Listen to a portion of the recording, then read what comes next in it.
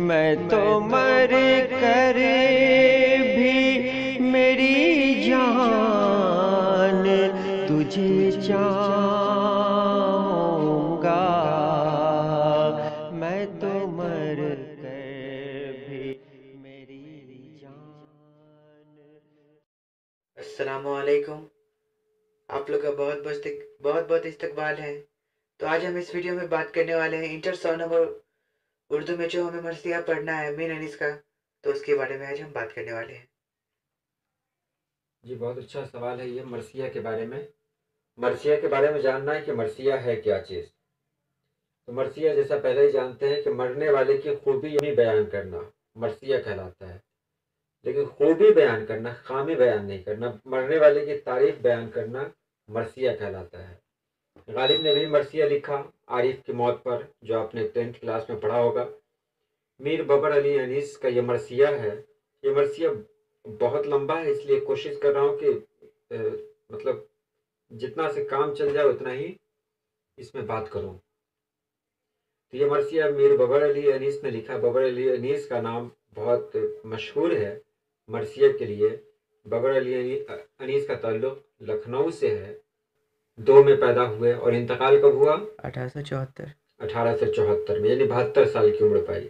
ٹھیک ہے، اسی طرح میں سوال آپ لوگوں سے پوچھ لوں گا جی تو سیدھے آتا ہوں مرثیہ کی طرف۔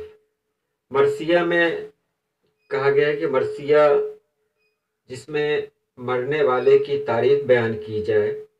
مرثیہ 2 طرح کے ہوتے ہیں، ایک مرثیہ جس میں امام حسین کی شہادت کا یا شہدائے کربلا کی شہادت کی بات ہو، اور ایک جس میں امام حسین کے علاوہ کسی دوسرے کی بات ہو، اسے مرثیہ شخصی کہتے ہیں۔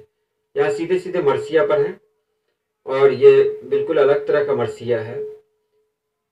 تو اس میں ہر بند کے بارے میں آپ کو بتا دوں۔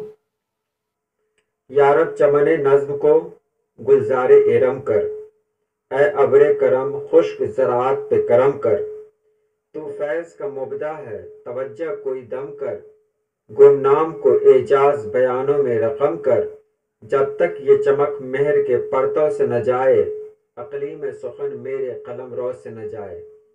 جو خاص الفاظ اس میں آتے ہیں جو مشکل ہیں وہ ہے زراعت۔ زراعت مطلب کھیتی۔ تو فیض کا مبدع کہتے ہیں چشمہ، وہ چشمہ جس سے پانی نکلتا ہو۔ تو اس مرثیہ میں میر ببر علی انیس کہہ رہے ہیں کہ یا رب، اے اللہ، چمن نظم کو، تو نظم کے اس چمن کو گلزار ارم کر، ارم کا ایک گلزار بنا دے۔ ارم جنت کا ایک باغ ہے، اس کا نام ہے۔ اے ابر کرم، اے کرم کے بادل، ابر من بادل، خشک زراعت پہ کرم کر، اس خشک زراعت یعنی سوکھی ہوئی کھیتی پر کرم کر، تو اس پر پانی برسا دے۔ تو فیض کا مبدع ہے توجہ کوئی دم کر، یعنی تو فیض کا چشمہ ہے، تیرے ہی دم سے سب کو فیض ملتا ہے، اس لیے تو مجھ پر بھی فیض کر دے۔ میں گمنام ہوں، مجھے ایسا موقع دے دے کہ میں گمنام نہ رہوں، اور میرے قلم میں وہ طاقت دے کہ میں کچھ لکھوں تو وہ میرا لکھنا کسی کام آئے، لوگ اس کو یاد کریں۔ اس باغ میں چشمے ہے تیرے فیض کے جاری، بلبل کی زباں پر ہے تیری شکر گزاری، ہر نخل و برو مند ہے یا حضرت باری، پھل ہم کو بھی مل جائے ریاضت کا ہماری، وہ گل ہوں عنایت چمن طبع نکو کو، بلبل نے بھی سونگھا نہ ہو جن پھولوں کی بو کو۔ اس میں وہ کہتے ہیں کہ اس باغ میں تیرے فیض کے چشمے جاری ہیں، اور جو بلبل ہے وہ بلبل تیری شکر گزاری میں لگے ہیں۔ ہر نخل و برومند، نخل مانے پیڑ، برومند مطلب پھلدار، جو بھی پیڑ پھلدار ہیں وہ سب تیری وجہ سے ہیں، اس لیے میں نے جو ریاضت کی ہے مجھ کو بھی اپنی ریاضت کا پھل مل جائے۔ میں ایسا پھول ہوں جو اس باغ میں بہت خاص ہوں، ایسا پھول ہوں جس کو کبھی بلبل نے بھی سونگھا نہیں ہے۔ تعریف میں چشمے کو سمندر سے ملا دوں، یہ کہہ رہے ہیں کہ میں اگر تعریف کروں تو اس چشمہ کو بھی سمندر سے ملا دوں۔ قطرے کو جو دوں آپ تو گوہر سے ملا دوں، یہ کہہ رہے ہیں کہ میں قطرے کو گوہر سے بھی ملا دوں، گوہر یعنی ہیرو سے بھی ملا دوں۔ درے کی چمک मेहर नहीं ज़र्रे की चमक मेहर मनोवर से मिला दूं, खारों को नज़ाकत में गुले तर से मिला दूं। कह रहे हैं कि जो ज़र्रे हैं, जो ज़र्रे कहते हैं, इसको कहते हैं मिट्टी का, जो बहुत महीन मिट्टी होती है उसको, जो ज़र्रे हैं इसकी चमक को मैं चाँद से मिला दूं, और जो कांटे हैं कांटे को फूलों से मिला दूं। गुलदस्ते मानी को नए ढंग से बांधूं, एक फूल का मजमू हो तो 100 रंग से बांधूं। कह रहे हैं कि मैं कुछ लिखूं तो ऐसा मानी निकले कि वो मानी सबसे अलग हो, यानी एक फूल पर अगर मजमून मुझे लिखना हो तो 100 तरह से मैं लिख डालूं। गर बज़्म की जानिब हो तवज्जो दमे तहरीर, खिंच जाए अभी गुलशन फिरदौस की तस्वीर। देखे न कभी सोहबत अंजुम फलके पीर, हो जाए हवा बज़्म सुलेमा की भी तौकीर। यूं तख्त हसीनाने मानी उतर आए, हर चश्म को परियों का अखाड़ा नजर आए। कह रहे हैं कि अगर मैं बज़्म की जानिब तवज्जो दूं, बज़्म कहते हैं किसको? महफिल को। कि अगर मैं किसी महफिल के बारे में कुछ लिखना शुरू करूं तो इस तरह लिखूं जैसे गुलशन फिरदौस, यानी उसमें जन्नत की तस्वीर दिखी जाए, यानी उसको देख कर लगे कि ये जन्नत की कोई बज़्म है, यानी जन्नत की एक तस्वीर से उसमें आ जाए। और मैं जब किसी बज़्म के बारे में लिखूं तो उसमें तारों के बारे में बयान करूं, और बज़्म सुलेमा की भी तौक़ीर, यानी सुलेमान अलैहिस्सलाम की जो बज़्म है उस बज़्म से भी बेहतर मैं किसी बज़्म की तस्वीर पेश कर दूं। यूं तख्त हसीनाने मानी उतर आए, हर चश्म को परियों का अखाड़ा नजर आए। यानी मैं जो कुछ लिखूं तो ऐसा लगे कि मानी के हसीनाएं नीचे उतर आई हैं, और जो आंख उसको देख रही है उसको ऐसा लगे कि जैसे परियों का अखाड़ा ही यहाँ जमा हो गया हो। ताईद का हंगाम है या हैदर सफदर, इमदाद तेरा काम है या हैदर सफदर। तू साहब इकराम है या हैदर सफदर, तेरा ही करम आम है या हैदर सफदर। तन्हा तेरे अकबाल से शमशीर बकफ हूँ, सब एक तरफ जमा है मैं एक तरफ हूँ। कह रहे कि अब इतना जो कुछ मैं करूँ तो इसमें या हैदर सफदर, हैदर हजरत अली करमुल्लाह वजहू का लक़ब है, तो वो उनसे मुखातिब हैं और कह रहे हैं कि ये सब जो मैं करने जा रहा हूँ या करने की सलाहियत रखता हूँ, इसमें मुझे आपकी ताईद चाहिए, क्योंकि आप लोगों की मदद करते हैं, आप साहब इकराम हैं और हर तरफ आपका ही करम है। इसलिए तन्हा तेरे इकबाल से शमशीर बकफ हूँ, यानी आपकी मुझ पर मेहरबानी है, इसलिए मैं तलवार लेकर सामने खड़ा हुआ हूँ। मेरे मुकाबले में बहुत सारे लोग हैं लेकिन मैं उनके सामने अकेला हूँ। नाकदरी आलम की शिकायत नहीं मौला, कुछ दफ्तर बातिल की हकीकत नहीं मौला। बाहम गुलो बुलबुल में मोहब्बत नहीं मौला, मैं क्या हूँ किसी रूह को राहत नहीं मौला। ये कह रहे हैं आगे कि मुझे अपनी नाकदरी की कोई शिकायत नहीं है, क्योंकि दुनिया ही बिल्कुल इसी तरह की हो गई है। दुनिया ऐसी है कि आप गुल और बुलबुल में, यानी फूल और बुलबुल में मोहब्बत बाकी नहीं है। मैं ही अकेला नहीं बल्कि दुनिया में किसी भी चीज को राहत नहीं है। ठीक है, इतना आधा भी मैंने भी कह दिया। अगर इसमें किसी तरह का कोई सवाल हो तो आप पूछें। इतना तो सर आपने हमें बताया एक एक शेर के बारे में। तो सर मैं आपसे पूछना चाहूंगा कि इसमें जो काम की बातें हैं वो क्या हो सकती है सर? हाँ, बिल्कुल सही कहा, क्योंकि ये मरसिया बहुत ही बड़ा है।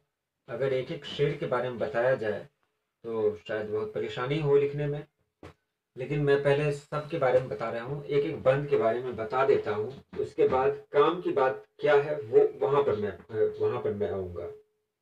आगे वो कहते हैं, आगे बोलने से पहले ये बता दूँ कि अभी तक उन्होंने जो कहा कि मैं ऐसा करूँ वैसा करूँ, कि मतलब किसी महफिल के बारे में अगर बात करूँ तो जन्नत का नक्शा खींच के सामने आ जाए, तो ये तहरीर, वो कह रहे हैं कि मेरी तहरीर ऐसी होती है कि मैं तहरीर से नक्शा सा खींच देता हूँ, यानी तहरीर नहीं होती बल्कि तस्वीर हो जाती है। तो आप लोग यही समझें कि वो ऐसा जो करें, वो जो ऐसा बोल रहे हैं वो उनकी तहरीर की खूबी है।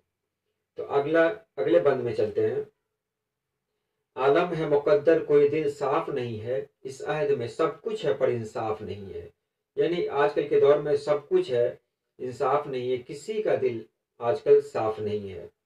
نیکو بد عالم ہے تعامل نہیں کرتے، نیکو بد عالم میں تعامل نہیں کرتے، عارف کبھی اتنا بھی تجاہل نہیں کرتے، خاروں کے لیے رخ طرف گل نہیں کرتے، تعریف خوش الحانی بلبل نہیں کرتے، خاموش ہیں گو شیشہ دل چور ہوئے ہیں، اشکوں کے ٹپک پڑنے سے مجبور ہوئے ہیں۔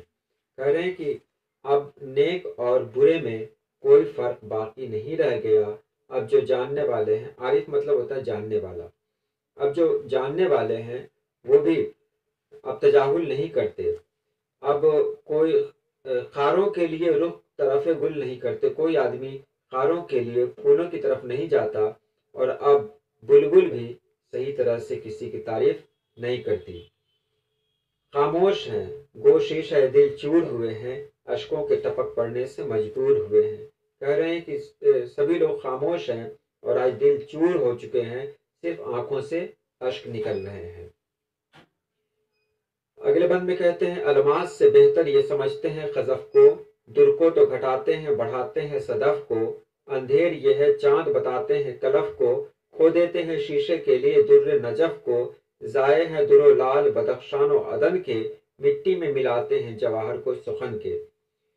کہتے ہیں کہ الماس سے بہتر یعنی لال سے بہتر یہ خزف کو، کسی پتھر کو سمجھتے ہیں، در کو تو گھٹاتے، در مانے ہوتا ہے موتی، صدف کہتے ہیں سیپ کو، اب یہ صدف سے زیادہ در کی اہمیت دیتے ہیں، اور اندھیر یہ ہے چاند بتاتے ہیں کلف کو، کلف مانے اندھیرا یا دھبا، کالا دھبا، یعنی اب لوگ کالے دھبے کو چاند بتانے لگے ہیں، اور شیشے کے لیے یہ لوگ نجف کے موتی کو بھی کھو رہے ہیں، ضائع ہیں در و لال بدخشان و عدن کے، یعنی اب کے لوگ ایسے ہو گئے ہیں جو صحیح چیزوں کے بارے میں نہیں جانتے ہیں، یہ سخن کے جواہر کو مٹی میں ملا رہے ہیں۔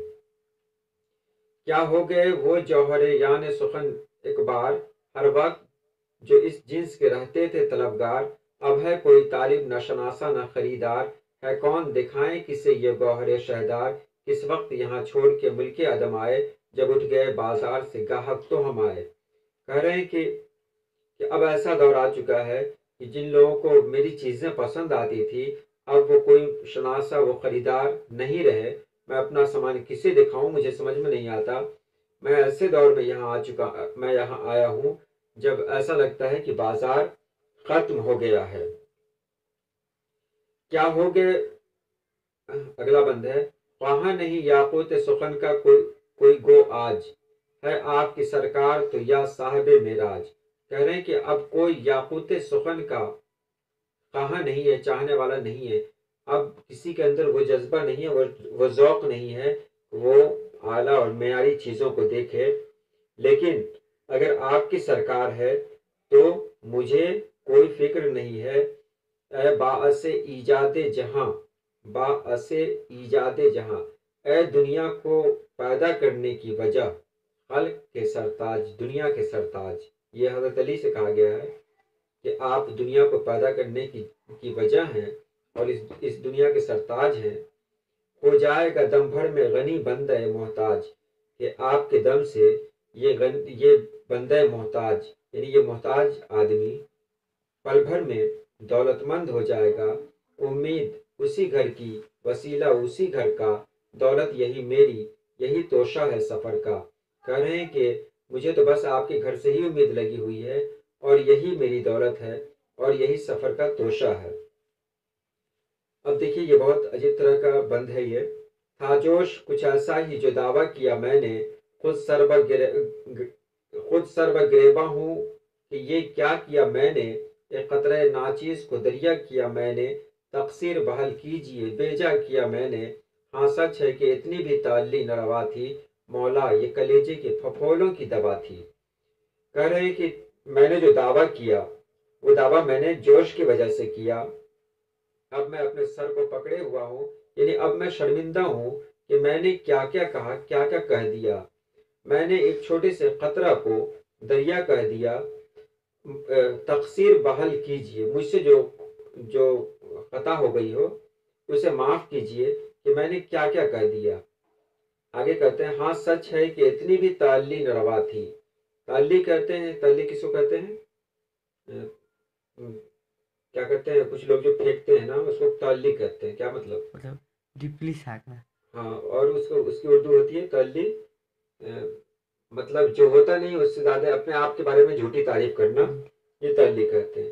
तो यहाँ कहते हैं, हाँ सच है कि इतनी भी ताल्ली न रवा थी, कि हाँ ये सच है कि मैंने जो कहा उतना नहीं कहना चाहिए था, लेकिन मौला ये कलेजे के फफोलों की दवा थी। कह रहे हैं कि मेरा जो कलेजा जल रहा है इसकी दवा थी ये, मैंने जो कुछ कह दिया तो मेरे कलेजे को सुकून मिला है। अब आखिरी बंद है, मुजरिम हूँ कभी ऐसी खता की नहीं मैंने, भूले से भी आप अपनी सना की नहीं मैंने, दिल से कभी मदहे उमरा की नहीं मैंने, तकलीद कलाम जोहला की नहीं मैंने, नाजा हूँ मोहब्बत पे इमाम अजली की, सारी ये ताल्ली है हिमायत पे अली की। कह रहे हैं कि मैं मुजरिम हूँ, लेकिन इससे पहले मैंने ऐसी कोई खता नहीं की, मैंने कभी अपनी तारीफ नहीं की। अपनी तारीफ है, मैंने कभी भी किसी भी अमीर की तारीफ नहीं की और जाहिलों के कलाम की भी तारीफ नहीं की, लेकिन आज मैंने ये सब कह दिया कि नाजा हूँ मोहब्बत पे इमाम अजली की, मैं इमाम अजली की मोहब्बत पे नाज करता हूँ। और ये सब जो कह दिया वो इसलिए कह दिया कि मुझे यकीन है कि हजरत अली की हिमायत मुझे हासिल होगी। ये तो शेरी क्या कहते हैं, शेर की तशरीह सब हुई, शेर के बंद की तशरीह हुई।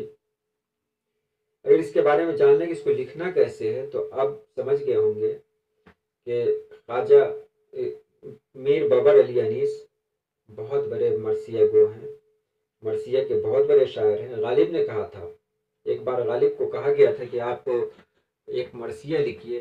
गालिब ने 3-4 बंद लिखे और लिखने के बाद काट दिया। काटने के बाद गालिब ने कहा कि ये काम बाबर अली अनीस से ही हो सकता है, मुझसे नहीं हो सकता है। इससे पता चलता है कि मीर बाबर अली अनीस की तारीफ गालिब ने भी की, यानी वो बहुत बड़े शायर हैं। इस मरसिया में मीर बाबर अली अनीस इस दौर के बारे में बात करते हैं। सबसे पहले वो अल्लाह पाक से दुआ मांगते हैं, अल्लाह पाक से दुआ मांगने के बाद अपनी तारीफ करते हैं। पहले अल्लाह पाक से दुआ मांगते हैं, या अल्लाह मेरे कलम को वो ताकत दे दे कि मैं कुछ लिखूं, और लिखने के बाद जो कुछ लिखूं वो आम न रहे बल्कि ख़ास हो जाए। उसके बाद वो अपनी तारीफ करते हैं कि मेरे अंदर वो खूबी है कि मैं कतरे को दरिया बना सकता हूँ, ज़र्रे को चाँद से मिला सकता हूँ, और बहुत कुछ जो तारीफ़ की उन्होंने अपने बारे में। उसके बाद वो मदह में आते हैं, यानी हज़रत अली की तारीफ़ में आते हैं, हज़रत अली की तारीफ़ करते हैं और कहते हैं कि आप मेरे लिए सब कुछ हैं, आप आका हैं, मौला हैं, आप मदद करने वाले हैं, आप साहब इकराम हैं, तो आपसे मैं अपने दिल की बात कह रहा हूँ। उसके बाद यहाँ से मरसिया शुरू होता है और तब जो उनके अंदर शिकायत है वो अपनी शिकायतें बयान करते हैं, जो उनके दिल में जो बातें हैं वो बातें बयान करते हैं कि जिस दौर में वो जी रहे हैं वो दौर बिल्कुल ही अजीब तरह का दौर है कि इस दौर में कोई किसी को पूछने वाला नहीं है, जो लोग लायक हैं उनकी कोई कद्र नहीं है, जो नालायक हैं उनकी कद्र है। वो आगे कहते हैं कि अब हीरों और पत्थरों में कोई फ़र्क नहीं रह गया, अब फूल और कांटों में कोई फ़र्क नहीं रह गया, लोग पहचानते नहीं हैं। तो ऐसे में वो अपने आप के बारे में कहते हैं कि मेरे भी थे कोई अहबाब थे, शनासा थे, जिनको मेरा कलाम कभी बहुत पसंद आता था, लेकिन अब ऐसी हालत हो गई है कि वो लोग हैं नहीं, तो मैं अपना कलाम किससे सुनाऊं। और आखिर में वो कहते हैं कि जो कुछ मैंने अपनी तारीफ़ ऊपर की वो तारीफ़ मुझे नहीं करनी चाहिए थी। मैंने जो कुछ कहा इससे पहले मैंने ये जुर्म नहीं किया था, लेकिन ये मैंने जुर्म किया। जुर्म इसलिए किया कि मेरे दिल में बहुत सारी बातें थी, ये बातें मैं अपनों से न कहता तो किससे कहता। तो कहते हैं कि ये मेरे दिल के फफोलों की दवा है। एक शेर था ना, एक मिसरा था, दिल के फफोले जल गए सीने के दाग से। तो दिल के अंदर जो जलन है, जो कैफियत है, जो एहसास है इनका, वही एहसास इस मरसिए के ज़रिए ज़ाहिर हो रहा है। इसके बहुत सारे सवालात हैं, अभी आप इतना ही सुने। सवालात के लिए अगली वीडियो बनाई जाएगी और इससे उसे टैग कर दिया जाएगा ताकि इसको सुनकर आप वो मतलब उसको समझ सकें, जान सकें।